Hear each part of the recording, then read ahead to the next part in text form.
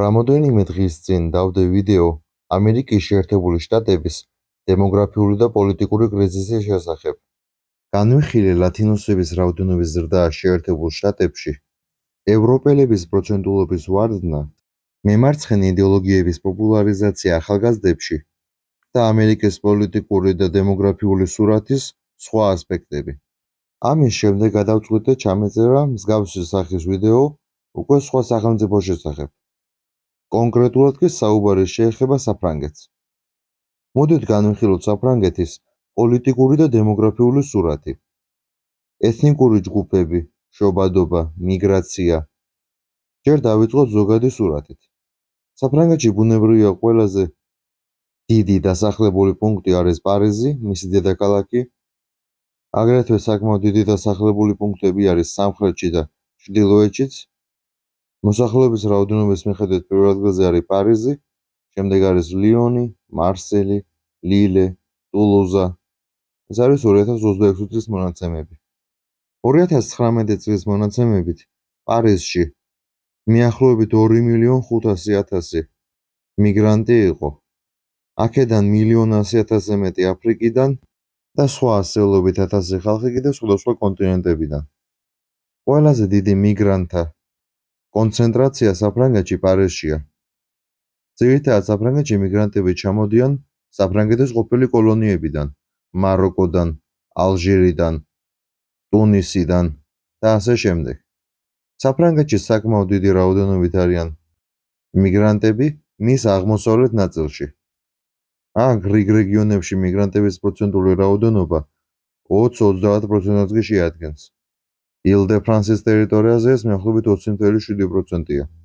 თუ გავითვალისწინებთ აგრეთვე საფრანგეთის მოქალაქე არათეთქანიანებს, მაშინ 2025 წლის მონაცემებით საფრანგეთში თეთქანიანები შეადგენენ მოსახლეობის 74%-ს, ხოლო 1960 წელს შეადგენდნენ მოსახლეობის მიახლოებით 97%-ს.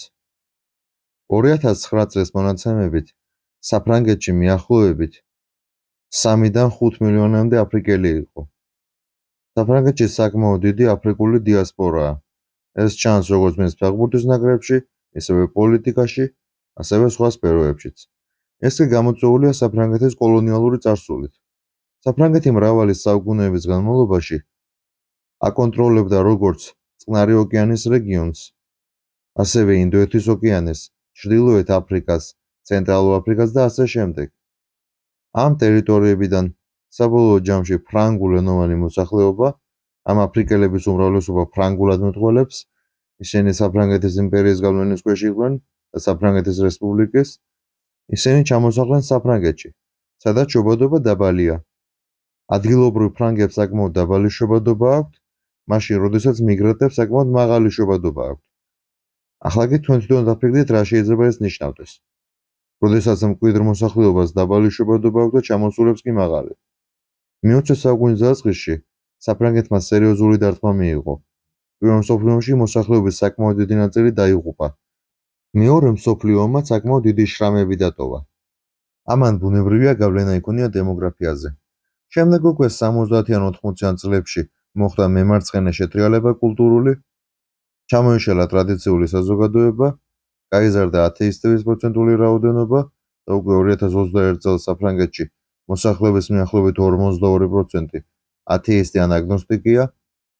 ქორწინებათა რიცხვმა იკლო, შობადობის რიცხვმაც აგრეთვე იკლო, კონსერვატიული საზოგადოება ჩამოიშალა, სამაგიეროდ იზრდება მიგრანტთა რაოდენობა.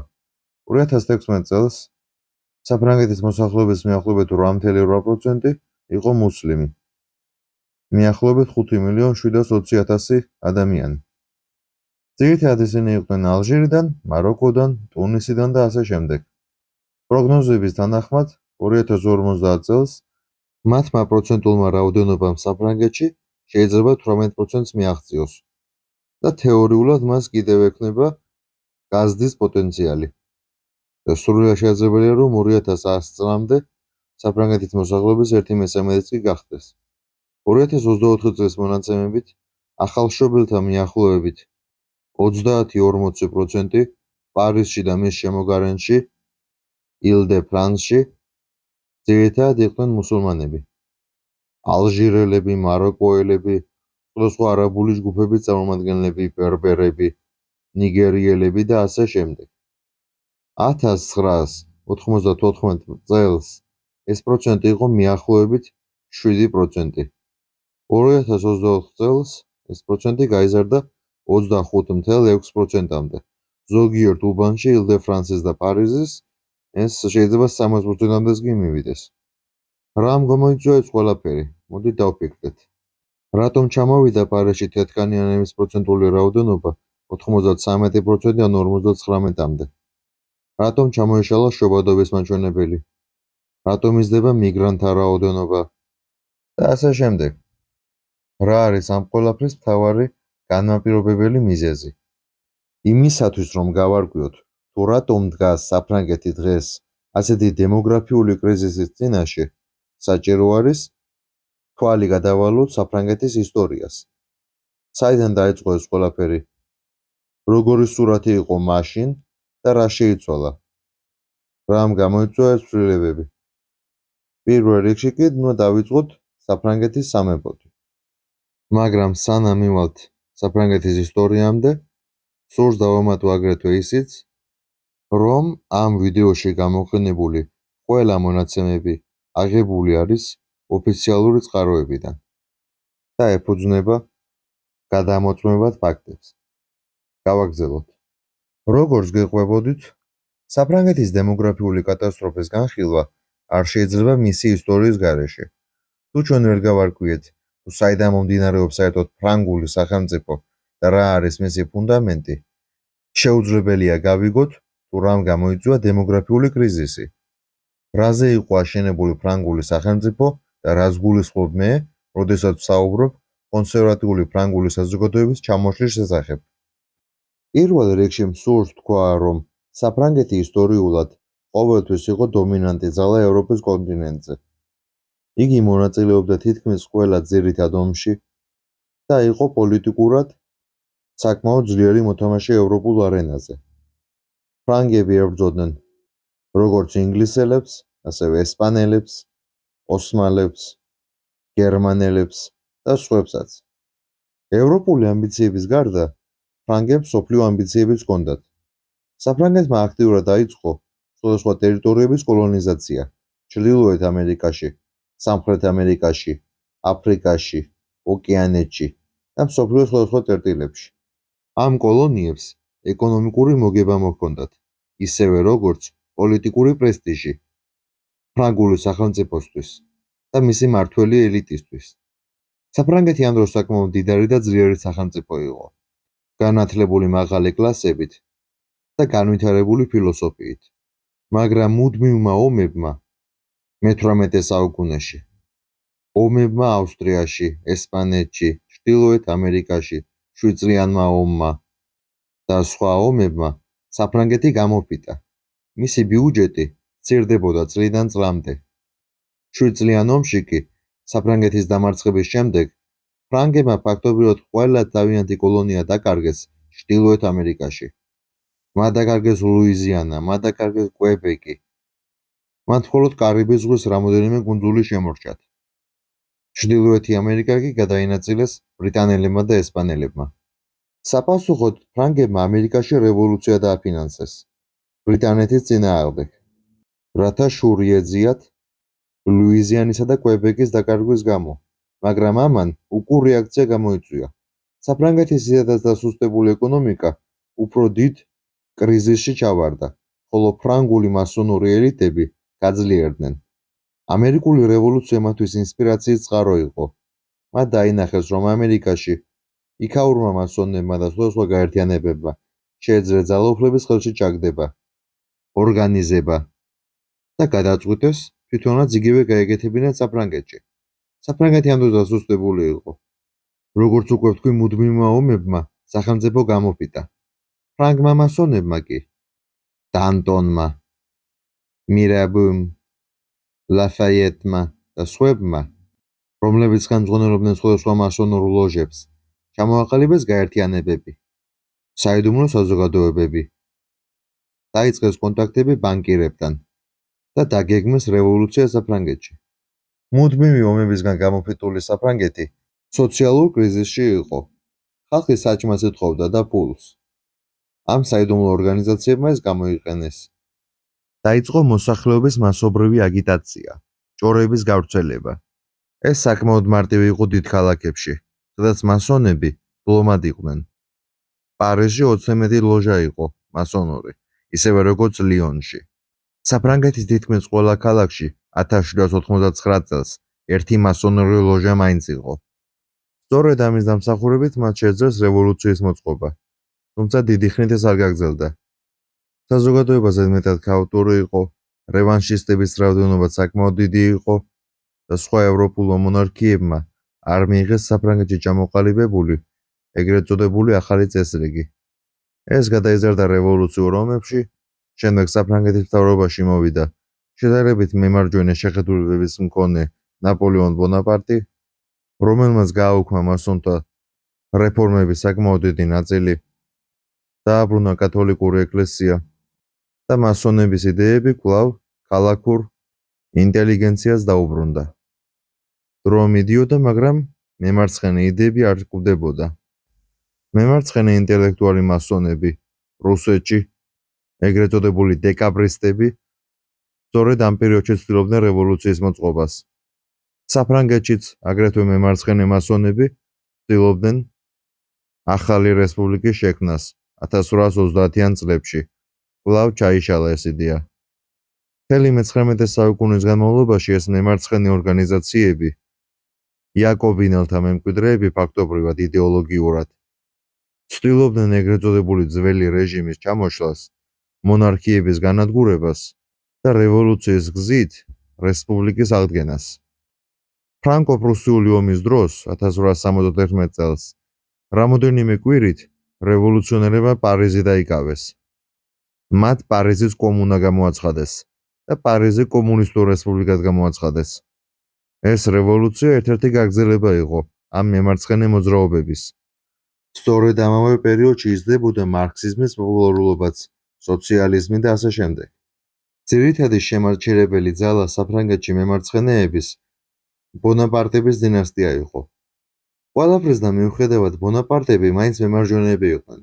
ნაპოლეონ მესამე ბონაპარტი, ნაპოლეონ ბონაპარტის ძმისშვილი, ფაქტობრივად მემარჯვენე პოპულისტი იყო.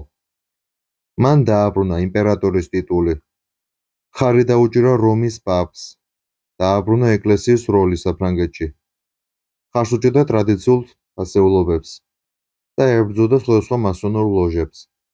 მაგრამ ეს მემარჯვენე ბონაპარტისტული ხელისუფლება საფრანგეთში მთავრდება მას შემდეგ, რაც 1871 წელს გერმანიის იმპერია, ახლა ჩამოყალიბებული გერმანული სახელმწიფო პრუსიის ხელმძღვანელობით ახერხებს და ამარცხებს საფრანგეთის იმპერიას.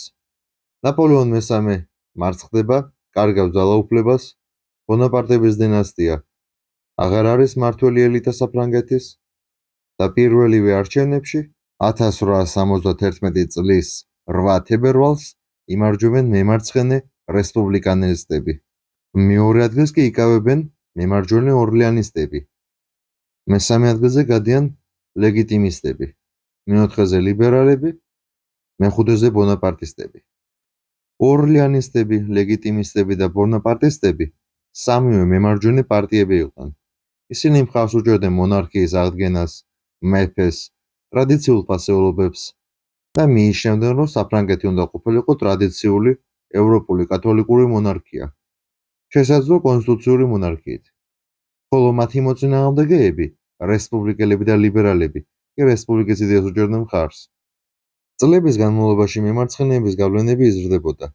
1876 წელს პირველი ადგილი მემარცხენე რესპუბლიკელებმა დაიკავეს, მეორე ადგილი რესპუბლიკელთა კავშირმა, მესამე ადგილი ბონაპარტისტებმა. 1877 წელს პირველ ადგილზე გადიან რესპუბლიკელთა კავშირი, მეორეზე კი ბონაპარტისტები. ანუ ორივე ამ არჩევნებში იმარჯვებენ საბოლოო ჯამში მემარცხენე რესპუბლიკური ძალები. 1891-ში კვლავ იმარჯვებენ რესპუბლიკური ძალები, 1898-ში იმარჯვებენ პროგრესივისტები, რესპუბლიკელები, 1902-ში კვლავ მემარცხენე ბლოკი რესპუბლიკისტები, სოციალისტები, პროგრესივისტები და მემარცხენე ლიბერალები კვლავ იმარჯვებენ, ფაქტობრივად დაწყებული 1871 წლიდან 1902 წლამდე ყველა არჩევნებში მოიგეს მემარცხენეებმა, რესპუბლიკელებმა, მემარცხენე ლიბერალებმა, სოციალისტებმა, პროგრესივისტებმა და ასე შემდეგ. 1906-ში კვლავ მემარცხენეებმა მოიგეს, 1910-ში ისევ მემარცხენეებმა მოიგეს. ასე ნარჩუნდებოდა 10 წლეულების განმავლობაში. ფაქტობრივად, ფრანკო-პრუსიული ომიდან დაწყებული პირველ მსოფლიო ომამდე თითქმის ყველა არჩევნებში მოიგეს მემარცხენეებმა, მაგრამ პირველი მსოფლიო ომის დროს ყველაფერი შეიცვალა. ომმა გაზარდა პატრიოტიზმი, გაიზარდა ეროვნული იდენტობის აღქმა, სოციალური და კულტურული საკითხები მეორე პლანზე გადავიდა და წინა პლანზე გადმოვიდა ფრანგული სახელმწიფოს და ფრანგიერის ინტერესები. შესაბამისად, ამან გამოიწვია ის, რომ პირველად 10 წლეულების განმავლობაში 1919 წელს არჩევნები მოიგეს მემარჯვენეებმა. 1919 წელს არჩევნებში მოიგო რესპუბლიკულ ფედერაციულმა პარტიამ, ეს იყო კონსერვატიული პარტია. მათი ნაწილი იყო ყოფილი ორლეანისტებისგან დაკომპლექტებული. ეს ორლეანისტები იყვნენ ისინი, ვისაც უნდოდათ ბურბონთა მონარქიის აღდგენა და კონსტიტუციური მონარქია. ეს მემარჯვენე ტალღა ნარჩუნდებოდა 1924 წელსაც, მაშინაც მემარჯვენეებმა მოიგეს არჩევნები, თუმცა მალევე ეკონომიკური კრიზისების შემდეგ 1928-ში ლიბერალები და მემარცხენეები გამოდიან ისევ წინა პლანზე. 1932-ში მემარცხენეები იმარჯვებენ საფრანგეთში, 1936-ში კვლავ მემარცხენეები იგებენ და ფაქტობრივად საფრანგეთის ხელმძღვანელობაში მოდიან ულტრამემარცხენე ნეოლიბერალები, პროგრესივისტები, კომუნისტები, სოციალისტები და სხვა მემარცხენე ძალები. ამან გამოიწვია ბუნებრივია სოციალური დაპირისპირება თვითონ საფრანგეთში. ფრანგი მემარჯვენეები, კონსერვატორები, მონარქისტები, ნაციონალისტები და ქრისტიან-დემოკრატები ეწინააღმდეგებოდნენ მემარცხენე ძალებს. მათ რამოდენიმე კოალიციაც ჩამოაყალიბეს, თუმცა ეს არ აღმოჩნდა საკმარისი მემარცხენეების გასაჭერებლად. საბჭოთა კავშირი აქტიურად აფინანსებდა ამ მემარცხენე ძალებს საფრანგეთში. ესპანეთის სამოქალაქო ომის დროს ფრანგი მემარცხენეები, ესე იგი უშუალო საფრანგეთის მთავრობა, მემარცხენეების მხარეს იყვნენ ესპანეთში და რესპუბლიკელებს აფინანსებდნენ. ასევე აწვდიდნენ მათ იარაღსაც. ფრანგი კათოლიკეები და მემარჯვენეები, ისევე როგორც ვატიკანი, ესპანელი ნაციონალისტების მხარეს იყვნენ. საფრანგეთის მთავრობა კი საბჭოთა კავშირთან ერთად რესპუბლიკელებს ეხმარებოდა. ამ ყველაფერთან ერთად ამ დროს დაიწყო პირველად საფრანგეთში მასობრივად აფრიკელების შემოყვანა. ფრანგულ ქალაქებში განთავსებული იყო აფრიკული გარნიზონები საფრანგეთის აფრიკული კოლონიებიდან. აფრიკელი სტუდენტები სწავლობდნენ ფრანგულ უნივერსიტეტებში და ასე შემდეგ. მემარჯვენე ფრანგებისათვის ყოველივე ეს მიუღებელი იყო. კომუნისტების მხარდამჭერა ესპანეთში, აფრიკელების შემოყვანა საფრანგეთში. სწორედ ამიტომ მრავალი მემარჯვენე მეორე მსოფლიო ომის დროს ფაქტობრივად არ შეწინააღმდეგებია გერმანელებს და ბევრი მათ მხარესაც კი გადავიდა, ვინაიდან მათ მიაშლათ, რომ მათივე მთავრობა საბჭოთა კავშირის მიერ იყო მოსყიდული. სადღაც 150,000 ფრანგი გერმანიის მხარეს ომობდა მეორე მსოფლიო ომის დროს. პარიზში მათ ფაქტობრივად არც არავინ არ გაუწევთ წინააღმდეგობა.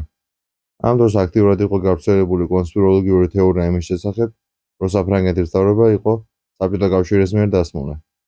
ბუნებრივია, ყველა მემარჯვენე არ გადავიდა გერმანიის მხარეს, ნაწილი ბრიტანეთის მხარეს იყო, იგივე მაგალითად დე გოლი, რომელიც აგრეთვე საკმაოდ მემარჯვენე იყო, მთელი თავისუფლება მემარჯვენე პარტიას უჭერდა მხარს. ის გერმანელების წინააღმდეგ ომობდა და მას შემდეგ რაც უკვე საფრანგეთმა მეორე მსოფლიო ომის მერე მოიპოვა დამოუკიდებლობა, დე გოლი რამოდენიმე წელიწადში ჩაუდგება სათავეში საფრანგეთს და ჩამოაყალიბებს საკმაოდ მემარჯვენე ძალას. იგი არ ემორჩილებოდა არც ამერიკის შეერთებულ შტატებს, არც საბჭოთა კავშირს და არც ბრიტანეთს. ერთხელ მან საფრანგეთი ნატოდანაც კი გამოიყვანა. იმის ნიშნად, რომ მას არ სურდა ამერიკის შეერთებული შტატების ბრძანებების შესრულება.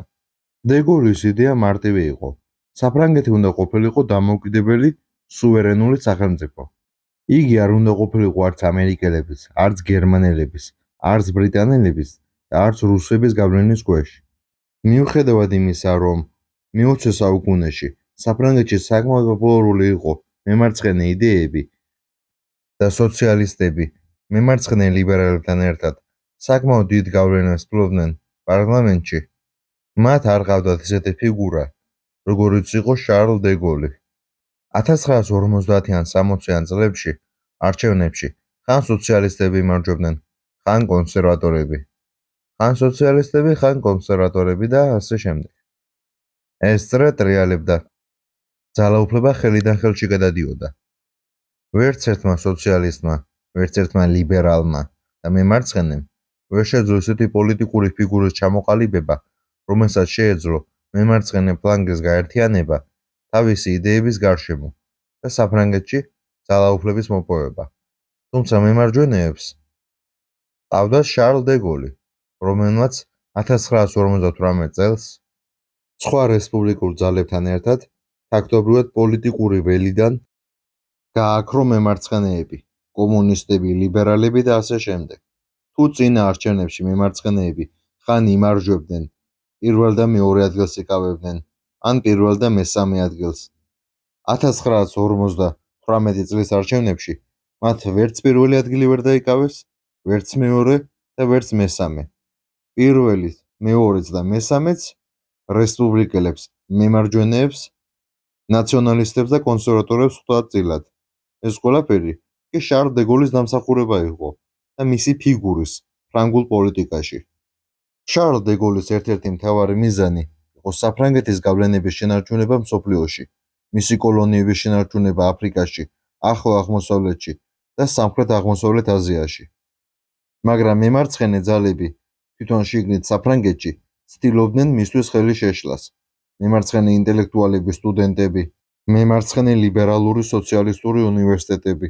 ისინი აქტიურად უჭერდნენ მხარს შარლ დე გოლის წინააღმდეგ მიმდინარე კამპანიას. აიარაღებდნენ პარტიზანებს, რომლებიც ებრძოდნენ საფრანგეთს. აწყობდნენ მიტინგებს, ეგრეთ წოდებულ სტრაიკებს. პარიზის ცეცხლისალში იყო გახვეული. ფაქტობრივად საფრანგეთი თან თავის კოლონიებში ებრძოდა პარტიზანებს და თან პარიზის ქუჩებში და საფრანგეთის დიდი ქალაქების ქუჩებში ებრძოდა მემარცხენე სტუდენტებს, რომლებიც საფრანგეთის მტრების მხარეს იყვნენ. მათ ბუნებრივია საბჭოთა კავშირი ეხმარებოდა. საბჭოთა კავშირს აწყობდა დასავლეთის დასუსტება და იგი აფინანსებდა ამ მემარცხენე ლიბერალ სოციალისტ სტუდენტებს. საბოლოო ჯამში საფრანგეთმა უკვე ვეღარ გაუძლო და დაკარგა მრავალი თავისი ტერიტორიები. 1960 წელს საფრანგეთმა დაკარგა ჩადი. ამავე წელს მათ დაკარგეს გაბონი. დაკარგეს მალი, მადაგასკარი, ცენტრალური აფრიკის რესპუბლიკა, სენეგალი, ნიგერი. 1962 წელს საფრანგეთი კარგავს კონტროლს ალჟირზე და ნელ-ნელა საფრანგეთის იმპერია ფაქტობრივად ემხობა. ამან დიდი დარტყმა მიაყენა ბუნებრივია საფრანგეთის ეკონომიკას. მაგრამ თვითონ კოლონიები უფრო დიდი დარტყმის ქვეშ მოხვდნენ. ეს კოლონიები ფრანგული კოლონიალური მმართველობის ქვეშ საკმაოდ კარგად ცხოვრობდნენ. ფრანგებმა ცენტრალურ აფრიკაში მედიცინა მიიტანეს, არქიტექტურა, განათლება. ტომები, რომლებიც საკმაოდ ჩამორჩენილი იყვნენ, აზიარეს თანამედროვე მეცნიერებას და კულტურას. მას შემდეგ, რაც ფრანგები წავიდნენ, რეგიონში ქაოსი დაიწყო, არეულობა, სამოქალაქო ომები. სხვადასხვა ბანდფორმირებებმა ჩაიგდეს ძალაუფლება ხელში აფრიკის სხვადასხვა ქვეყნებში. შემდეგ კი მიგრანტები ნელ-ნელა საფრანგეთისგან წამოვიდნენ. ეს დე გოლის პირველი დამარცხება იყო. დე გოლის ავტორიტარული, ტრადიციონალისტური, ნაციონალისტური იდეები ფრანგ მემარცხენეებს არ მოწონდათ. ისინი მას ხშირად ნაპოლეონს ადარებდნენ. დე გოლის ნაპოლეონივით გენერალი იყო. მემარჯვენე შეხედულებების მქონე კონსერვატორი ტრადიციონალისტი გენერალი, რომელსაც მიაჩნდა, რომ საფრანგეთის ინტერესები ყველაზე მაღლა უნდა ყოფილიყო. შარლ დე გოლის იდეოლოგიაც, ეგრეთ წოდებული გოლიზმი, დე გოლიზმი, აგებული იყო სწორედ ამ პრინციპებზე. საფრანგეთის სუვერენიტეტი, მისი პოლიტიკური დამოუკიდებლობა ყველა სხვა აქტორისგან, იქნებოდა ეს ბრიტანეთი, ამერიკა, გერმანია, საბჭოთა კავშირი, ესე იგი რუსეთი, თუ ვინმე სხვა. სწორედ დე გოლის მმართველობის დროს მოიპოვა საფრანგეთმა ატომური ბომბი. ეს კიდე ერთი ნიშანი იყო იმისა, რომ საფრანგეთი არ აპირებდა არავის მმართველობის ქვეშ ყოფნას და გაატარებდა თავის სუვერენულ პოლიტიკას. სწორედ ამიტომ დე გოლი ფაქტობრივად არავის არ მოწონდა. არც ამერიკელებს, არც საბჭოთა კავშირს. მას ეს ზემოქმედება შეუძლებელი იყო. მისთვის ყველაზე მთავარი საფრანგეთის ინტერესები იყო. სწორედ ამიტომ სხვადასხვა სპეცსამსახურები სხვადასხვა სახელმწიფოებიდან აქტიურად აფინანსებდნენ ულტრამემარცხენე, სხვადასხვა მემარცხენე ჯგუფებს საფრანგეთში. იქნებოდა ეს ფემინისტები, სოციალისტები, ლიბერალები, კომუნისტები, ანარქისტები თუ ვინმე სხვა. ისინი შიგნიდან ურევდნენ სიტუაციას საფრანგეთში, აწყობდნენ დიდ მიტინგებს, სტრაიკებს, გაფიცვებს და შიდა სიტუაციას საფრანგეთში მეტისმეტად არასტაბილურად წარმოაჩენდნენ გარე ძალებისთვის. ეს კი ურტყამდა დეგოლის რეპუტაციას. გარკვეულწილად შეიძლება ითქვას, რომ დეგოლი რაღაც კუთხით კატეხონი იყო, რომელიც აკავებდა მემარცხენე ძალებს. მას შემდეგ, რაც მისი ფიგურა ჩამოვარდა პოლიტიკური პედესტალიდან და საფრანგეთში დაიწყო ახალგაზრდული სტუდენტური რევოლუცია, ეს კატეხონი დაირღვა და მემარცხენებამ მთლიანად შეძლეს ხელში ძალაუფლების ჩაგდება. ის, რასაც ისინი ოცნებობდნენ 1789 წლიდან მოყოლებული, ჯერ კიდევ იაკობინელების რევოლუციიდან დაწყებული. 1968 წელს სხვადასხვა მემარცხენე ძალები, დემოკრატიული ძალები, მემარცხენე სოციალისტები, ანარქისტები, კომუნისტები, ლიბერალები, ფემინისტები, ჩეგევარისტები, ჰიპსტერები და ახალგაზრდული სტუდენტური ძალები სხვადასხვა სპეცსამსახურების მხარდამჭერით გამოდიან საფრანგეთში, საფრანგეთის ქუჩებში, აწყობენ დიდ დემონსტრაციებს და ფაქტობრივად ეს ყველაფერი გადაიზრდება მინი რევოლუციაში.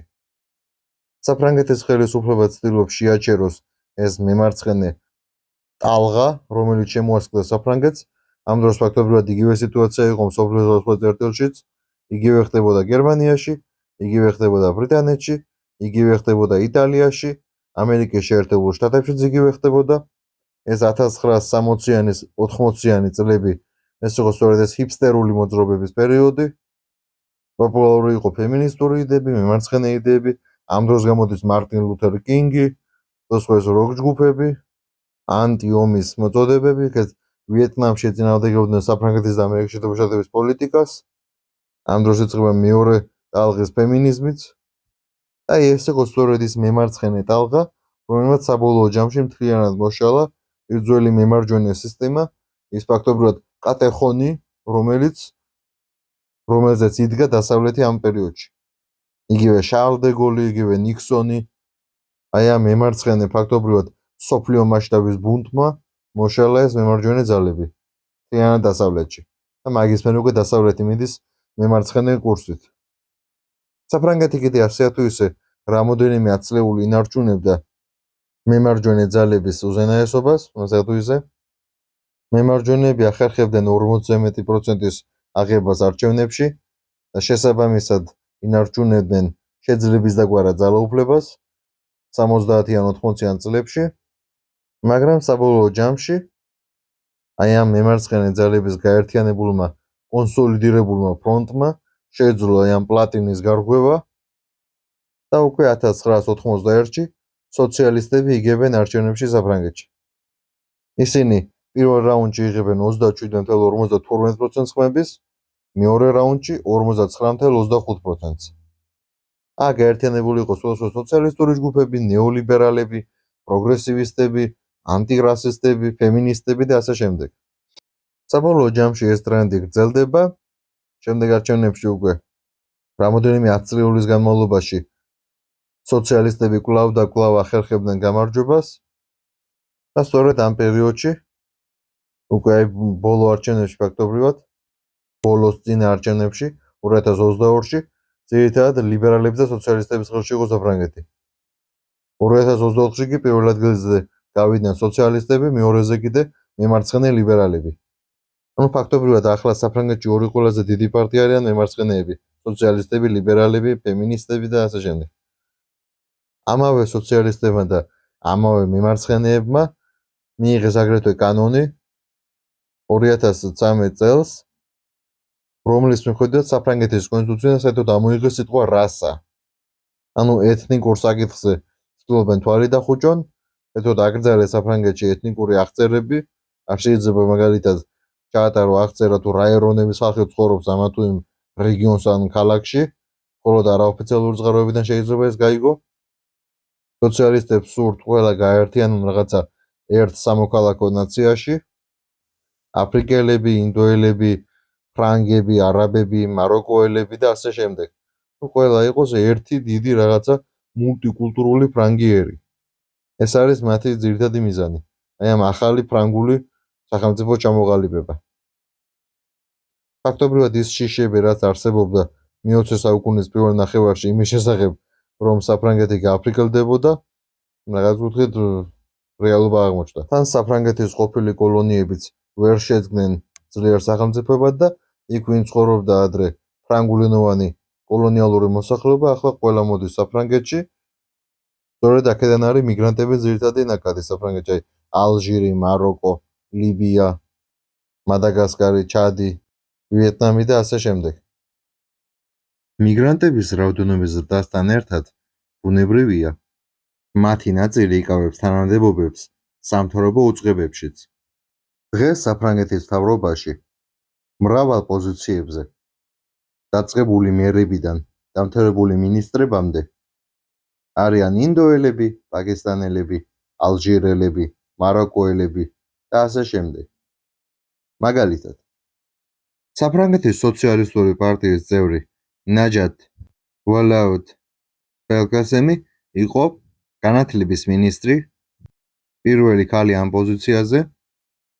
იგი წარმოშობით არის მაროკოელი, ეთნიკურად ბერბერ არაბი.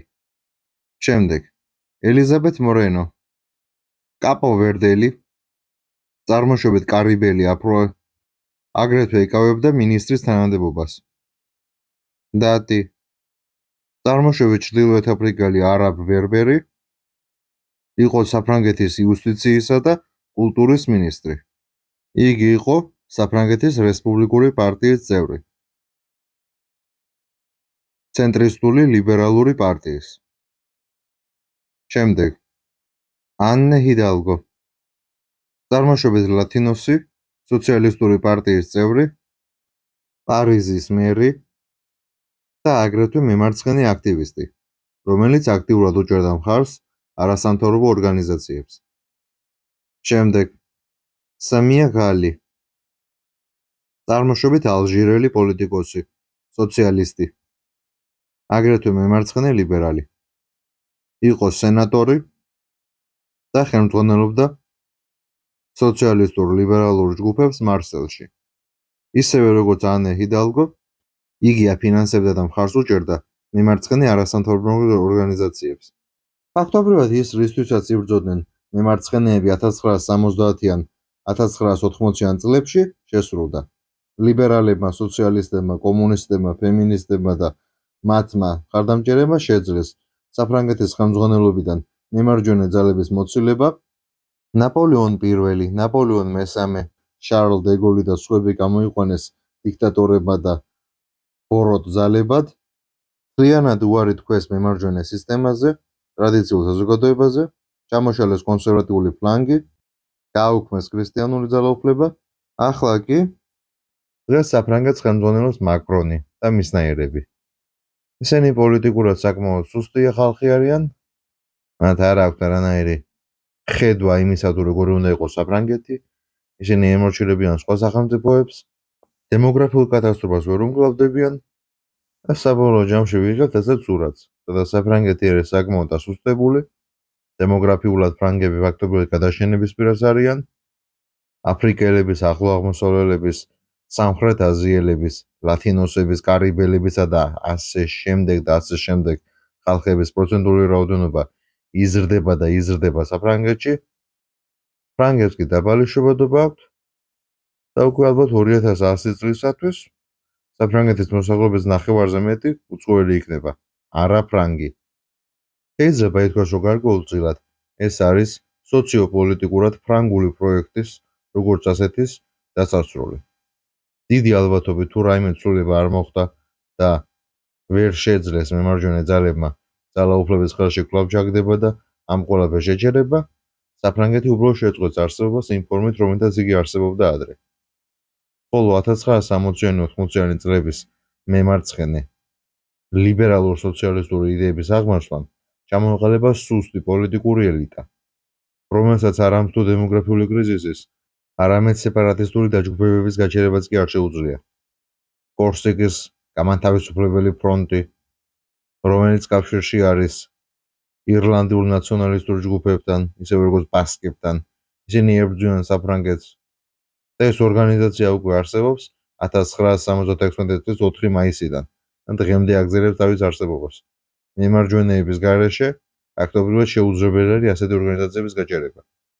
მემარცხენე პაციფისტი ლიბერალი ლიდერი ფიზიკურად ვერ შეძლებს ვერანაირი სეპარატიზმის, დემოგრაფიული კატასტროფისა თუ რაიმე სხვა სოციო-ეკონომიკური ან სოციო-პოლიტიკური კრიზისის შეჩერებას. სწორედ ამიტომ საფრანგეთში იზრდება კრიმინალის დონე, ეკონომიკა სტაგნირებს, კოლონიებს და გავლენის ზონებს კარგავენ და თვითონ საფრანგეთის მაცხოვრებლებიც უკვე სეპარატისტებს უჭერენ მხარს. კორსიკის კონფლიქტი 40 წელზე მეტია უკვე მიმდინარეობს და არც არის გამორიცხული საბოლოო ჯამში კორსიკამ უბრალოდ რეფერენდუმის სახით მოითხოვოს საფრანგეთის შემადგენლობიდან გამოსვლა, ვინაიდან თვითონ ადგილობრივ კორსიკელებშიც საკმაოდ პოპულარული არის სეპარატისტული იდეები და ეს ყველაფერი ნათლად ჩანს იმითაც, რომ მას შემდეგ, რაც საფრანგეთის ერთ-ერთ ციხეში დაიღუპა ცნობილი კორსიკელი ნაციონალისტი ივან კოლონა 2022 წლის 21 მარტს, ამას საბოლოო ჯამში მოყვა ის, რომ კორსიკაში დაიწყო მიტინგების მთელი კასკადი, ასეულობით ათასი კორსიკელი გამოვიდა ქუჩაში, ისინი მხარდაჭერას უცხადებდნენ სეპარატისტებს, აკრიტიკებდნენ საფრანგეთის მთავრობის პოლიტიკას და საბოლოო ჯამში ათეულობით ადამიანი დაიჭრა კიდეც. ეს კორსიკული მინი რევოლუცია ფაქტობრივად მიმდინარეობდა მთელი თვის განმავლობაში. ახლა წარმოიდგინეთ თუ კორსიკელებს მიეცემათ იმის უფლება, რომ რეფერენდუმი დაერჩიონ, უნდა თუ არა საფრანგეთის შემადგენლობაში ყოფნა. ბუნებრივია ისინი აერჩევენ გამოსვლას. ესე დაიწყო როგორც კატალონიაში. კატალონიელების უმეტესმა ნაწილმა აერჩია ესპანეთის შემადგენლობიდან გამოსვლა. იგივე მოხდება აქაც. შორის ესპანეთში ძირითადად მემარცხენეების ბრალი არის ეგ. სამოქალაქო ომის მემარცხენეები უჭერდნენ მხარს სეპარატისტებს. ახლა დავუბრუნდეთ ისევ უკან საფრანგეთს.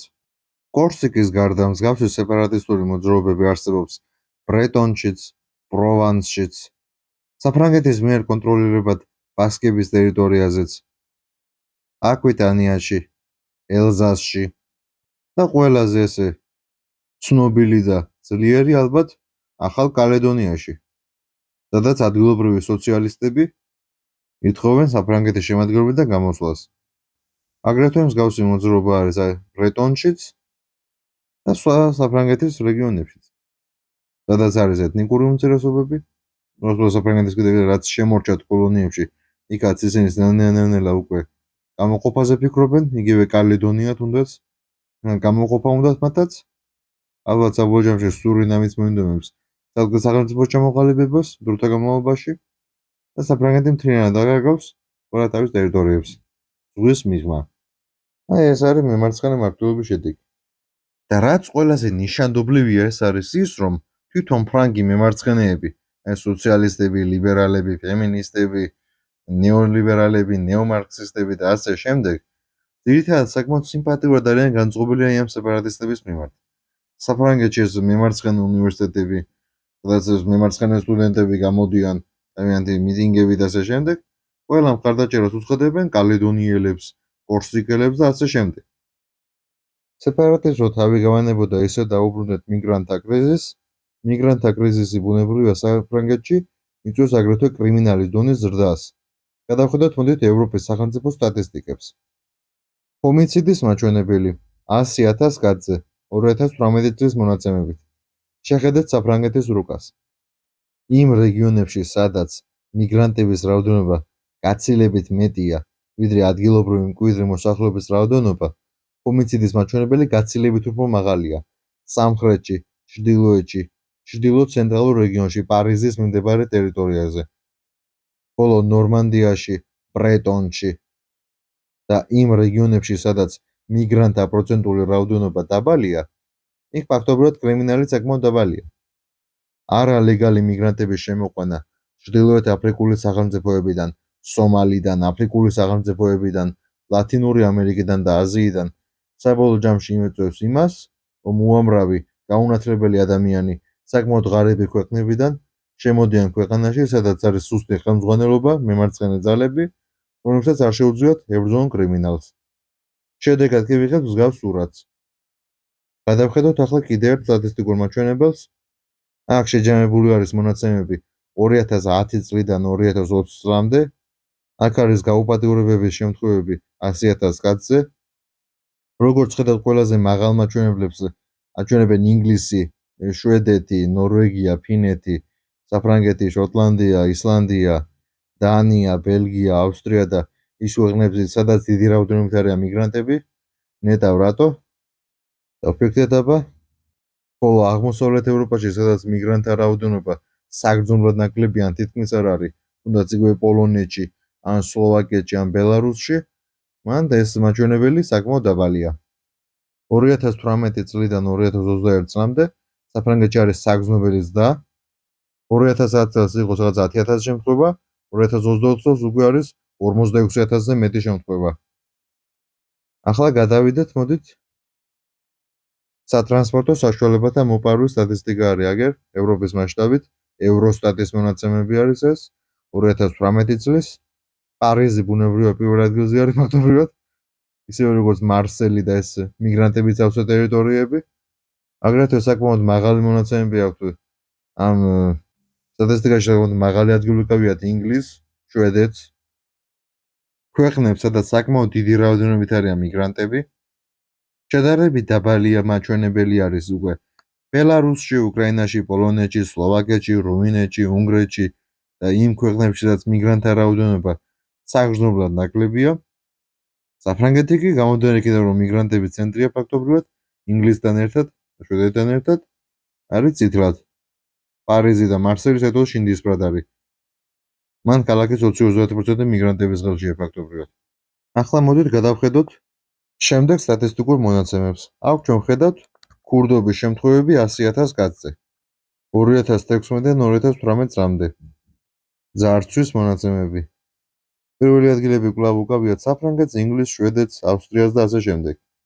ეს არ არის პირველი შემთხვევა, როდესაც საფრანგეთის ტერიტორიაზე არსებულმა ეთნო-დემოგრაფიულმა კრიზისმა სახელმწიფოში სურათი შეცვალა. მსგავსი მოვლენები საფრანგეთის ტერიტორიაზე მრავალჯერ მომხდარა. საფრანგეთი არაერთხელ ყოფილა ინტერვენციების მსხვერპლი. ამ ტერიტორიაზე არაერთი იმპერია ჩამოყალიბებულა და დაშლილა. მიგრაციები მიმდინარეობდა საუკუნეების განმავლობაში. მაგრამ დღეს ეს მიგრაციები უფრო სწრაფად მიდის, თანამედროვე ტექნოლოგიების დამსახურებით. თუ ადრე რომელიმე მომთაბარე ტომი ცხენებზე ამხედრებული ათეულობით წლების განმავლობაში მოდიოდა საფრანგეთისკენ, დღეს ნებისმიერ აფრიკას ან ინდოელს რამოდენიმე საათში შეუძლია საფრანგეთში ჩასვლა. მოდით კვლავ გადავალოთ თვალი საფრანგეთის ისტორიას, მიგრაციებს, იმპერიებს და ეთნო-დემოგრაფიულ სურათს მის წარსულში. ეს არის საფრანგეთის რუკა. მწვანედ ხედავთ ალპინურ კელტურ ზონას. ამ რეგიონებში ის ფრანგები ცხოვრობენ, რომლებიც კელტების შთამომავლები არიან. ლურჯად კელტურ გერმანულ ზონას. აქ კელტებისა და გერმანელების ნარევია. წითლად ბერძნულ რომაული ზონაა. იისფრად კელტურ რომაული. შინდისფრად ბასკური, ცისფრად ნორდიკული, გერმანული, ყვითლად კი კელტიბერიული. როგორც ხედავთ, საფრანგეთი ძირითადად კელტური მიწა იყო. ძველი წათაღრიცხვით მე-3 საუკუნეში საფრანგეთის ტერიტორიის ძირითადი ნაწილი კელტებს ეკავათ. კელტური ტომები დასავლეთ ინდოევროპული წარმოშობის ხალხი იყვნენ. საფრანგეთის ტერიტორიას ამ დროს გალია ერქვა და იმ კელტებს, რომლებიც ამ ტერიტორიაზე ცხოვრობდნენ, კი გალებს უწოდებდნენ. საბოლოო ჯამში სამხრეთით პირენეისა და აპენინის ნახევარკუნძულზე გაიმართა დიდი ომი რომსა და კართაგენს შორის. ამ ომში რომა მოიგო. ამ დროს იწყება რომის აღმავლობის ეპოქა.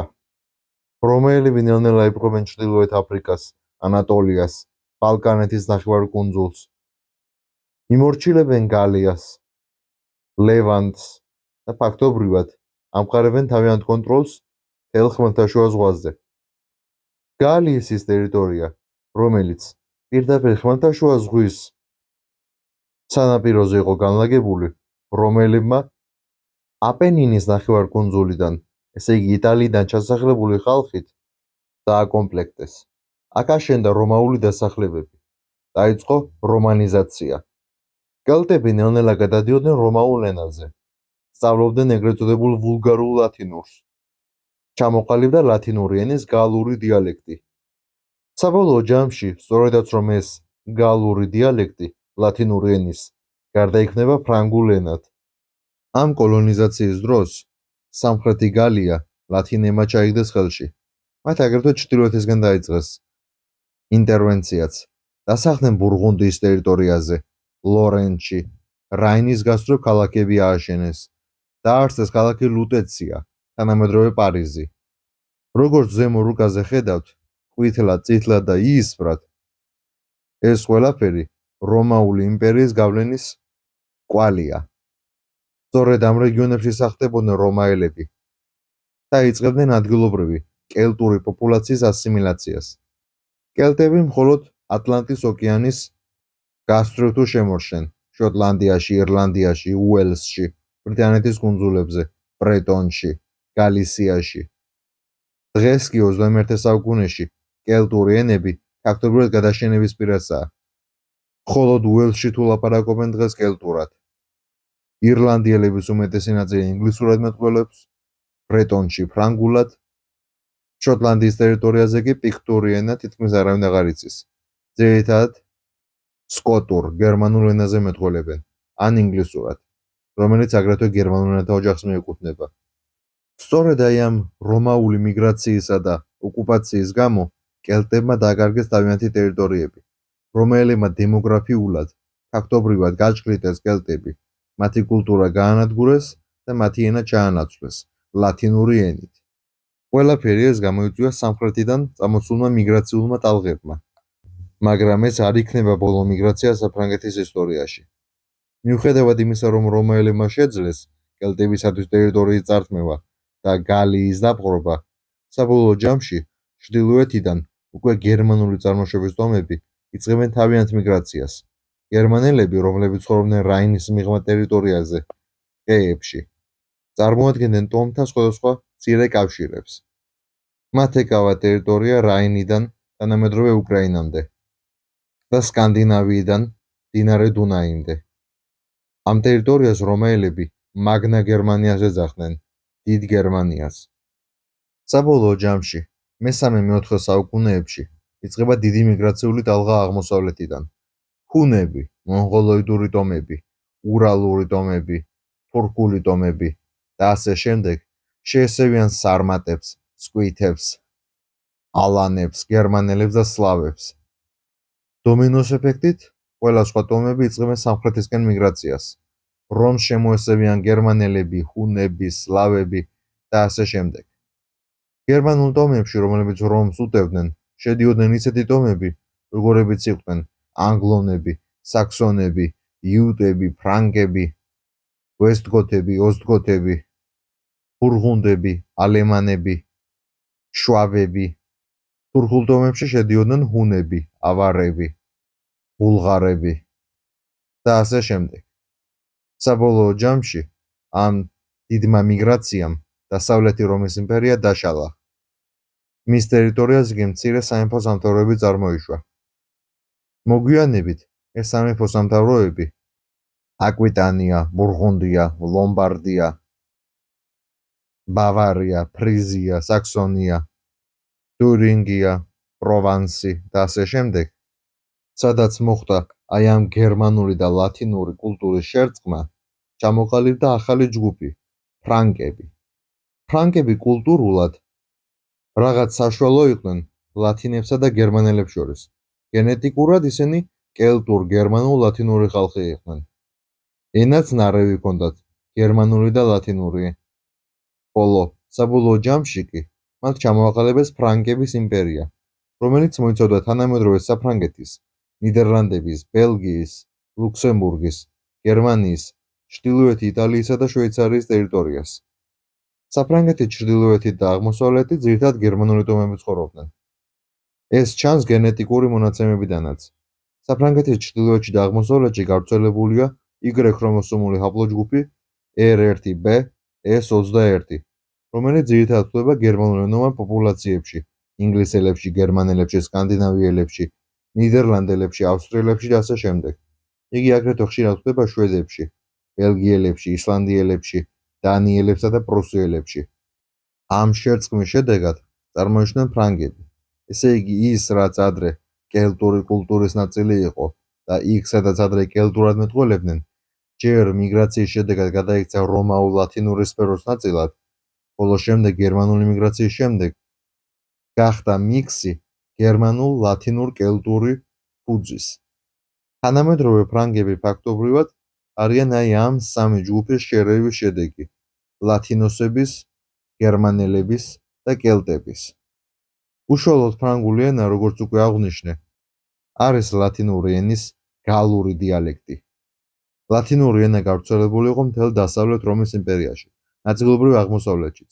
მისგან წარმოიშვა ისეთი ენები, როგორიცაა იტალიური, ესპანური, კატალონიური, პორტუგალიური, გალისიური, ფრანგული, რუმინული, არომანული, სარდინიული, სიცილიური, აკვიტანიური, რომანული, კორსიკული, ჩრდილოეთ აფრიკული ლათინური, საეკლესიო ლათინური და ასე შემდეგ, მცირე ენები. ხომ, ფრანგულიც ესეთი ლათინური ჯგუფის ნაწილია.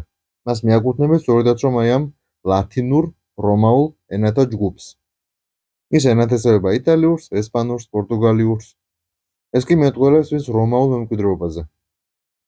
ეს ნეოლათინური ენები დღეს ოფიციალურ ენებად არის გამოცხადებული ისეთ სახელმწიფოებში, როგორიცაა ესპანეთი, პორტუგალია, საფრანგეთი, ბელგია, შვეიცარია, იტალია, რუმინეთი, მოლდოვა, რომის იმპერიის ყოფილი გავლენის სფეროები. ანუ ალბათ უკვე მიხვდით რისი თქმაც სურს. მიგრაციებმა კარდინალურად შეცვალა გალიის სახე. თუ ადრე ეს იყო კელტურენოვანი, კელტურ კულტურაზე დაფუძნებული საზოგადოება, ჯერ მას ენა შეუცვალა ლათინურმა მიგრაციამ და გადაიყვანა ლათინურზე, შეიყვანა ამ რომაულ მედიტერიანულ კულტურულ სივრცეში.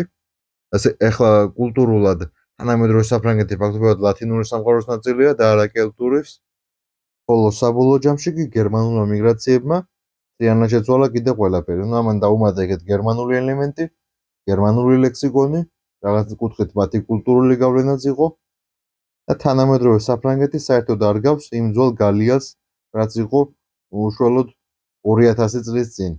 ამით იმის თქმა სურს, რომ დღევანდელი მიგრაციებიც გამოიღებენ იგივე შედეგს. თუ ადრე რომაელების ჩასახლებამ და კოლონიზაციამ კელტები ფაქტობრივად გაანადგურა და მერე გერმანელების ინტეგრაციამ რომაელებთან ერთად შექმნა სრულიად ახალი ერი ფრანგები, დღესაც უზარმაზარი რაოდენობით არაბების, აფრიკელების და სამხრეთ აზიელების შესვლა საფრანგეთში გამოიწვევს იმას, რომ საფრანგეთის ტერიტორიაზე წარმოიშვება რაღაცა ახალი ერი. ეს არ იქნება არც თეთრკანიანი ერი, არც ქრისტიანი ერი არ იქნება, ეს იქნება რაღაცა სრულიად ახალი კონფიგურაცია, დიდი ალბათობით ბრაზილიის მსგავსი რაღაცა იქნება, ან ვენესუელის მსგავსი. ეს ხალხი იქნებიან ძირითადად შერეული წარმოშობის, მათ არ ექნებათ კონკრეტულად რაიმე ცალკე აღებული რასობრივი ნიშნები. დიდი ალბათობით ისინი იქნებიან როგორც ევროპეიდების, ისე ნეგროიდების და მონღოლოიდების ნარევი, რაღაცა ახალი კულტურული ფილოსოფიით, რომელიც არ იქნება დაფუძნებული კლასიკური ლათინური ქრისტიანული სკოლის სწავლებებზე და საბოლოო ჯამში ფრანგები გაქრებიან. და მათ აქ წარმოიშვება რაღაცა ახალი სტრუქტურა.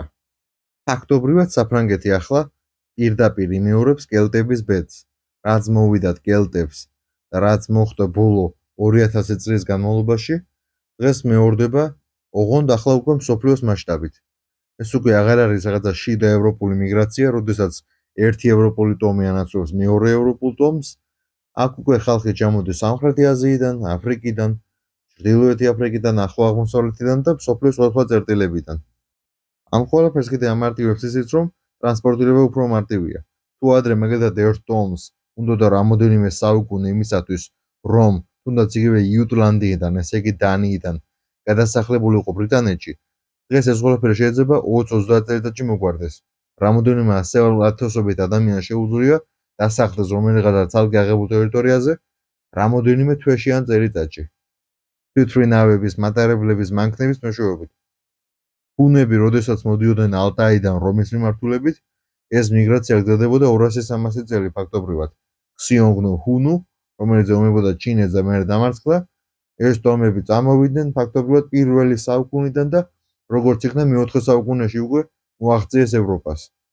მაგრამ ჩვენ აღარ ვცხოვრობთ უკვე მე-4 საუკუნეში. დღეს ტრანსპორტირება გაცილებით მარტივია, გაცილებით ადვილი არის მსოფლიოს ერთი წერტილიდან მეორე წერტილში მისვლა. ვიზა ლიბერალიზაცია არსებობს რიგი სახელმწიფოებისათვის, მარტივი არის მოგზაურობა სახელმწიფოში და მიგრანტთა კრიზისს კიდე ეს ხელს უწყობს, ბუნებრივია. სტატისტიკური მონაცემები გააჩვენებს იმას, რომ უახლოეს რამოდენიმე ათწლეულში საფრანგეთი შეიცვლება ისე, რომ ფაქტობრივად მისი ცნობა შეუძლებელი გახდება. აქ რასობრივი შემადგენლობა შეიცვლება, აფრიკელების პროცენტული რაოდენობა ძალიან მაღალი იქნება, ახლო აღმოსავლეთის ხალხის პროცენტული რაოდენობა ძალიან მაღალი იქნება და ის ძველი საფრანგეთი, რომელიც არსებობდა საუკუნეების განმავლობაში, დიდი ალბათობით საერთოდ გაქრება. 2020 წლის მონაცემებით საფრანგეთის მოსახლეობის 8.53% აფრიკელია. თუ ადრე ხალხთა დიდი გადასახლება ჩრდილოეთიდან სამხრეთით მოდიოდა, ახლა პირიქით, სამხრეთიდან მოდის ჩრდილოეთისკენ, აფრიკიდან ევროპის ქვეყნების მიმართულებით. ევროპა კი რომის იმპერიის ბედს იზიარებს, მათ შორის ბუნებრივია საფრანგეთიც. ფრანგების რაოდენობა არა მარტო საფრანგეთში, არამედ მთელ მსოფლიოში იკლებს, მათ ყოფილ კოლონიებშიც. მსგავს სურათს ხედავთ როგორც ამერიკის შეერთებულ შტატებში, ისევე ბრაზილიაში, არგენტინაში, ალჟირში, მაროკოში, მადაგასკარში და კანადაშიც კი. ყველა ამ ქვეყნებში ფრანგული დიასპორა მცირდება. კანადის აღმოსავლეთით არსებობს რეგიონი სახელწოდებით კვებეკი, იგივე კვებეკ. ეს რეგიონი ოდესღაც საფრანგეთის კოლონია იყო. სწორედ ფრანგებმა დააარსეს პირველი კოლონია კანადის ტერიტორიაზე და ამ ტერიტორიას ახალი საფრანგეთი ერქვა. 2001 წელს კვებეკში მოსახლეობის მიახლოებით 6.99%, ფაქტობრივად 7% იყო ეთნიკურად ინდოელი, ჩინელი, აფრიკელი, ლათინოსი და ასე შემდეგ. 2006 წელს ეს პროცენტი გაიზარდა 8.64%-მდე. 2011-ში 10.76%-მდე. 2016 წელს 13%-მდე. 2021 წელს 16.1%-მდე. და ასე ყოველ წელს იზრდება ეს პროცენტული რაოდენობა. ამ მონაცემთა გადამოწმება შეგიძლიათ კანადის ოფიციალური მოსახლეობის აღწერის სტატისტიკის მიხედვით. როგორც ხედავთ, მიგრანტთა რაოდენობა კვებეკში საკმაოდ მძლავრია და იზრდება საკმაოდ სწრაფად. ამასთან ერთად ფრანგების რაოდენობა იკლებს, ისევე როგორც სხვა ევროპული წარმოშობის კანადელების რაოდენობა, თუნდაც ინგლისელების, გერმანელების, სკანდინავიელების, ესპანელების და ასე შემდეგ. აგრეთვე საგრძნობელიც დააქვთ აბორიგენ ამერიკელებსაც. ახლა მე კვებეკზე ვსაუბრობ ზოგადად. არ ჩავდივარ დეტალებში, მაგრამ შემდეგ ვიდეოში ვისაუბრებთ უკვე კონკრეტულად კანადაზე და იქ დეტალურად განვიხილავ წლების მიხედვით, რომელ რეგიონში მოსახლეობის რა პროცენტი ეთნიკურად რომელ ჯგუფს მიეკუთვნებოდა. ეს არის უბრალოდ ზოგადი განხილვა, რომ ზოგადი შთაბეჭდილება შეგექმნათ, თუ რა ვითარება არის ამ რეგიონში. და ახლა კვებეკს რო თავი გავანებოთ და კანადაზე ვისაუბროთ ერთი წუთით, ზოგადი წარმოდგენა რო შეგექმნათ, კანადაში 1945 წელს მოსახლეობის 98.2% იყო თეთრკანიანი, 2026 წლის მონაცემებით კი თეთრკანიანების პროცენტული რაოდენობა კანადაში არის მიახლოებით 62.3%. თუ ავიღებთ კვებეკის ყველაზე დიდ ქალაქს, მონრეალს, 2001 წელს ევროპელები ამ ქალაქის მოსახლეობის 76.92%-ში ადგენდნენ. 2021 წელს უკვე 60,29%-ში ადგენენ. ფაქტობრივად 80%-დან 60%-მდე ჩამოვიდა ევროპელების პროცენტული რაოდენობა ამ ქალაქში. მათ შორის ფრანგების. გადავიდეთ ამერიკის შეერთებულ შტატებზე.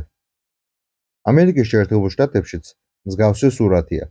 ფრანგები ლუიზიანაში ძირითადად მის სამხრეთ ნაწილში ცხოვრობენ, ზღვისპირეთში. მისი ჩრდილოეთი ნაწილი ძირითადად აფრო-ამერიკელების ხელშია.